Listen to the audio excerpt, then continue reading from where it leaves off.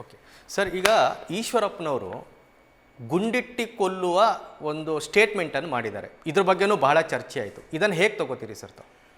ನೋಡಿ, ಈಶ್ವರಪ್ಪನವರು ಅವಾಗವಾಗ ಎಲ್ಲರನ್ನೂ ಹೆದರಿಸೋದು, ಬಾಯಿಗೆ ಬಂದಾಗ ಮಾತಾಡೋದು. ಅವ್ರಿಗೇನಾಗಿದೆ ಅಂತ ಅಂದರೆ, ಈಗ ಉದ್ಯೋಗ ಇಲ್ಲ, ಜನ ತೀರ್ಮಾನ ಮಾಡಿ ಅವರನ್ನು ಮನೇಲಿ ಕುಣಿಸಿದ್ದಾರೆ, ಪಕ್ಷನೂ ತೀರ್ಮಾನ ಮಾಡಿ ಮನೇಲಿ ಕುಣಿಸಿದೆ. ಅವ್ರೇನಾರ ಮಾಡಿ ಒಂದು ಅಧಿಕಾರ ಗಿಟ್ಟಿಸ್ಕೋಬೇಕು ಅಂತಕ್ಕಂಥ ಪ್ರಯತ್ನದಲ್ಲಿದ್ದಾರೆ ಅಂತ ಕಾಣಿಸ್ತದೆ. ಆದರೆ ನಾನು ಅವ್ರು ಏನು ಕೊಲೆ ಮಾಡಬೇಕು, ಗುಂಡಿಕ್ಕಬೇಕು ಅಂತ ತಿಳಿಸಿದ್ದಾರೆ, ಅದನ್ನು ಸ್ವಾಗತ ಮಾಡ್ತೀನಿ. ನಾನು ಅವರ ಗುಂಡಿಗೆ ಎದೆ ಕೊಡಲಿಕ್ಕೆ ಸಿದ್ಧವಾಗಿದ್ದೇನೆ.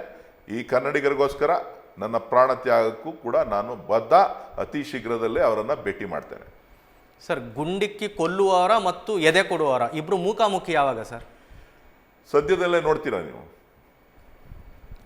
ಸರ್, ಈಗ ಈ ಗುಂಡಿಕ್ಕಿ ಕೊಲ್ಲುವಂಥ ಹೇಳಿಕೆಗಳು ಈಗಿನ ಕಾಲದಲ್ಲಿ ಎಷ್ಟರ ಮಟ್ಟಿಗೆ ಮಾನ್ಯ ಸರ್? ಇದು ನನಗೆ ಅದು ಗೊತ್ತಿಲ್ಲ. ಒಬ್ಬ ಹಿರಿಯ ರಾಜಕಾರಣಿಯಾಗಿ ಬಹಳಷ್ಟು ವಿಚಾರಗಳನ್ನು ಗೊತ್ತಿದ್ದಂಥವರು ಯಾಕೆ ಈ ರೀತಿಯಾದಂಥ ಹೇಳಿಕೆಯನ್ನು ಅವರು ಮಾಡಿದ್ದಾರೆ ಗೊತ್ತಿಲ್ಲ.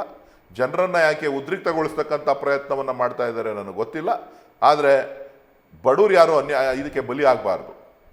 ಯಾರೋ ಇದಕ್ಕೆ ಈ ಒಂದು ಆವೇಶಕ್ಕೆ ಒಳಗಾಗಿ ಸಾಕಷ್ಟು ಆ ಭಾಗದಿಂದ ಬರ್ತಕ್ಕಂಥವ್ರು ಆಗಾಗ ಬೇರೆ ಬೇರೆ ರೀತಿಯ ಹೇಳಿಕೆಗಳನ್ನು ಕೊಟ್ಟು ಪಾಪ ಬಡವ್ರ ಮನೆಯನ್ನು ಹಾಳು ಮಾಡ್ತಾರೆ, ಬಡ ಕುಟುಂಬಗಳು ಹಾಳಾಗ್ತದೆ, ಬಡ ಯುವಕರು ಹಾಳಾಗ್ತಾರೆ ಇವರ ಮಾತನ್ನು ನಂಬಿ. ಸೊ ಹಾಗಾಗಿ ಯಾರೋ ಹಾಳಾಗೋದಕ್ಕಿಂತ ಸದ್ಯ ಅವರು ನನ್ನನ್ನು ನೇರವಾಗಿ ಗುಂಡಿಕ್ಕಿ ಕೊಂದರೆ ಅವ್ರಿಗೂ ಒಂದು ಶಬಾಷ್ಗಿರಿ ಸಿಗ್ತದೆ. ಅವ್ರ ಹೆಸರು ಭಾರತೀಯ ಜನತಾ ಪಕ್ಷದಲ್ಲಿ ಚಿರಾಯು ಆಗಿರ್ತದೆ.